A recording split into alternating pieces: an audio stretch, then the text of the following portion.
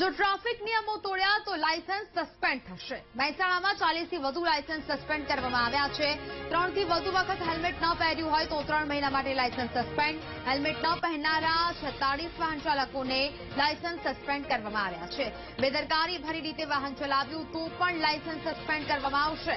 Traffic નિયમોનું ઉલ્લંઘન કરતા લોકો સામે કડક કાર્યવાહી હાથ ધરવામાં આવી છે।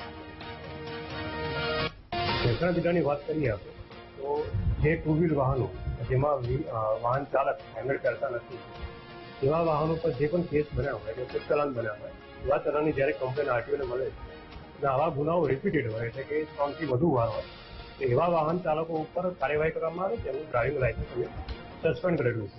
તાજેતરમાં અમે 41 એવા લાયસન્સ વાહન ચાલકોને જેના લાયસન્સ સસ્પેન્ડ કરેલા છે। આ એવા વાહન ચાલકો છે જે હેલ્મેટ પહેર્યા સિવાય વાહન પોતાનું ટુ વ્હીલ ચલાવતા હોય તેમજ વખત ભરી રીતે ચલાવવું જોખમકારક ચલાવવું એવા કેસો હોય।